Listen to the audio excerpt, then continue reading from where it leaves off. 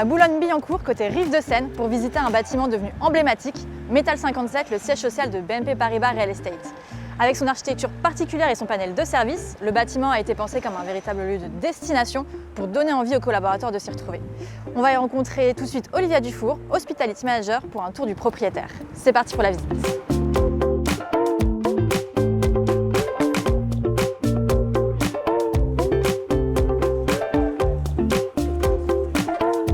Olivia, bonjour. Bonjour Julie. Merci de nous accueillir ce matin. Avec plaisir. Alors, est-ce que vous pouvez nous expliquer où nous sommes? Qu'est-ce que Metal 57 et comment est né ce projet de siège social? Alors en fait, le site a été créé en 1984 par Claude Vasconi, architecte, pour les ateliers Renault. Donc en fait, c'était un atelier de fonderie, d'outils de presse, etc. En 2015, le maire de Boulogne a demandé à notre président et à Dominique Perrault, architecte international et designer urbain, de lui trouver une solution pour ce bâtiment. Donc nous avons proposé une réhabilitation jusqu'à 50% du bâti d'origine. Et du coup, BNP Paribas Real Estate s'est installé quand exactement dans le bâtiment? BNP Paribas Real Estate a accueilli ses 1500 collaborateurs l'année dernière et puis depuis mars 2022 nous avons accueilli d'autres sociétés, la société Netatmo, la société Odigo, Cronenbourg, Kellogg's, bientôt Henkel. Vous oscillez entre quel taux d'occupation environ depuis l'installation? On a un taux qui est très bon puisque on est en moyenne à 70%.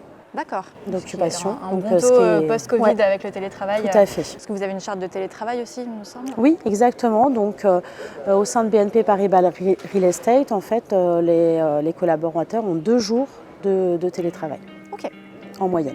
Vous nous faites faire un tour? Oui, avec plaisir. C'est parti.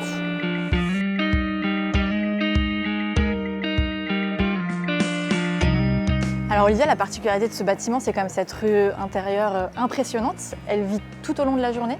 Oui, tout à fait. C'est vraiment un espace chronotopique. C'est un espace qui est dédié donc à tous les occupants du bâtiment pour pouvoir y déjeuner le midi. Ouais. Pour autant, les gens peuvent s'y installer soit pour prendre une pause, soit pour y travailler. D'accord. Aussi bien seuls ou à plusieurs, parce que vous voyez qu'on a énormément d'espace possible. Ouais. Vous avez également les riverains qui peuvent accéder à cette rue, qui peuvent y passer. D'accord. Ils peuvent s'arrêter aussi pour déjeuner, prendre un café? Alors en fait, ils peuvent venir pour le moment pour y travailler s'ils souhaitent se poser. Pour la partie restauration, ça n'est pas encore finalisé. D'accord. Qu'est-ce qui a poussé BNP Paribas Real Estate à entreprendre une démarche d'hospitality management?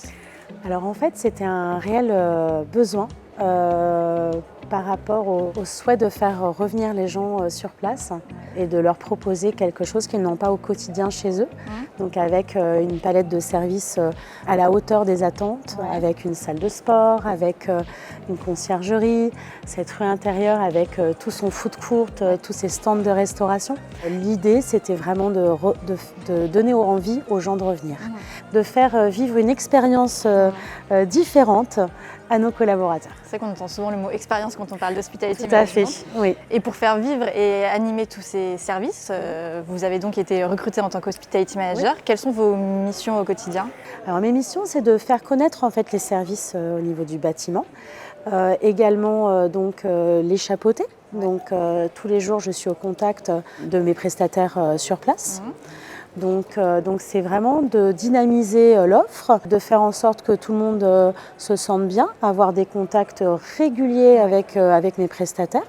Et également pour tous les occupants du bâtiment, je suis le point de contact par rapport au service. D'accord. Donc ce qui veut dire que je vais, à chaque fois qu'une nouvelle société arrive, c'est de leur proposer des visites, de leur faire connaître les services, etc. Vous êtes la personne référente, mais est-ce que vous travaillez toute seule ou est-ce que vous avez du monde à vos côtés dans votre équipe? Oui, en fait, nous sommes au nombre de 3. Okay. Donc je travaille en binôme avec Vanessa qui est notre community manager. Vanessa gère tous les événements qui sont dans les espaces communs du bâtiment, donc pour tous les occupants. Elle travaille sur des thématiques aussi. Donc on a par exemple la semaine de la qualité de vie au travail. Elle va en fait travailler avec tous les prestataires. Elle va également communiquer sur l'application Metal 57. Donc c'est elle qui va gérer toutes les diffusions, toutes les informations que l'on peut trouver. Donc c'est la partie communication événementielle. Et on a également une personne qui gère toute la technique sur le bâtiment. Technique et sécurité.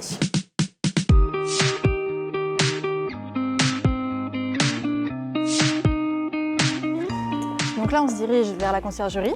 Oui. Conciergerie qui est ouverte à tous, Exactement. même aux sous-locataires. Oui, tout à fait. Ok. Je vous en prie. Comment est pensé cet espace? Comment il fonctionne? Est-ce que vous êtes inspiré des codes hôteliers aussi, comme on le voit dans plusieurs entreprises? Alors oui, tout à fait. En fait, l'aménagement ainsi que les services proposés, on a vraiment une multitude de services qui sont mis à disposition. Notre responsable conciergerie va personnaliser son accueil pour chacun. Dans une notion de service client. Exactement. Ouais. Donc, elle va connaître les habitudes. Elle va aussi informer les personnes qui ne connaissent pas encore les services de la conciergerie. Donc, elle va vraiment être aux petits soins pour chacun. Et est-ce que vous échangez aussi régulièrement avec la direction de l'environnement de travail ou direction immobilier? Oui, tout à fait. En fait, nous avons des points réguliers. Alors, journalier, ça c'est certain. Et on a effectivement un point hebdomadaire. Alors, pour effectivement échanger sur les axes d'amélioration, donner des informations de part et d'autre, des choses qui ont avancé au niveau des services du bâtiment. C'est vrai qu'on travaille vraiment main dans la main. Une coopération et un échange régulier en vue d'une amélioration, du coup, toujours une amélioration ou voir ce qui fonctionne, ce qui ne fonctionne pas, faire évoluer les services, enfin, toujours dans une réflexion par rapport à ça et vraiment s'assurer du bien-être des occupants.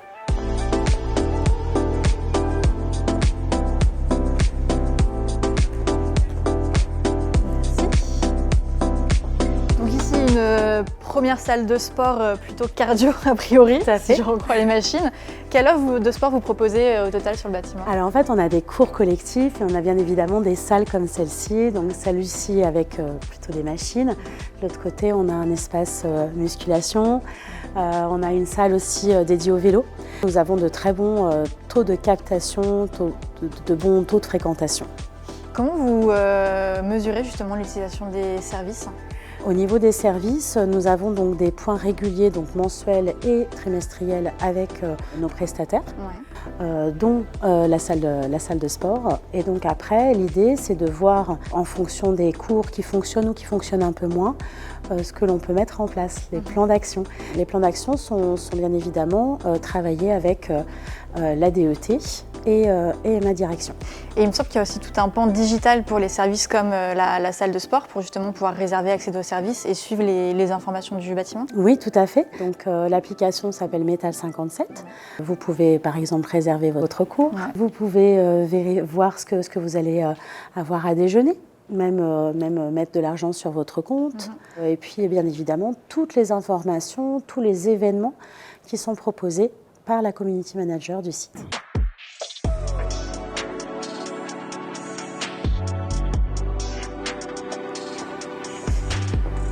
Donc là, on est sur un deuxième espace café. On a vu celui au rez-de-chaussée déjà. Là, c'est un deuxième au 7e étage. Tout à fait. Les salariés viennent assez souvent sur l'heure du déjeuner, pour le café du matin. Exactement, donc c'est le Café Lounge. Sa particularité, c'est qu'il donne accès directement au rooftop. Donc ça fait partie de l'expérience utilisateur. Comment vous l'avez pensé de manière générale dans le bâtiment?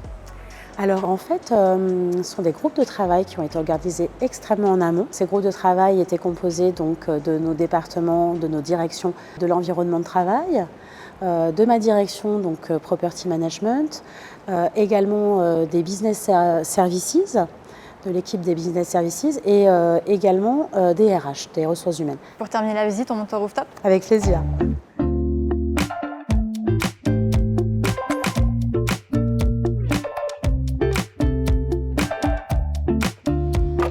Clou du spectacle, le rooftop. Oui, le rooftop est magique, tout simplement.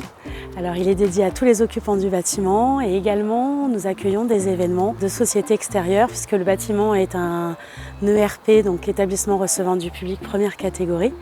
Alors, ça fait maintenant plus d'1 an que vous êtes dans le bâtiment, que vous êtes approprié les lieux. Est-ce qu'il y a déjà des choses à changer, à modifier pour l'améliorer toujours plus? Alors, on peut toujours améliorer les choses. Moi, je dirais que c'est vraiment de réussir à faire connaître alors par différents canaux de communication, encore plus en fait ce que l'on propose en termes de services, donc faire connaître les services du bâtiment, donner envie aux gens effectivement d'utiliser nos services. Et si on se projette un peu, est-ce qu'il y a une prochaine étape à franchir pour consolider votre vision de l'hospitality? Pour moi, c'est de toujours adapter les services les rendre toujours plus innovants, enfin l'offre en tout cas, de façon à ce que nos collaborateurs soient le plus satisfaits possible. De mettre en place des événements ou des services fédérateurs. Innover toujours plus dans les services. Exactement. Merci beaucoup Olivia pour cette Avec visite. plaisir. À bientôt. À bientôt.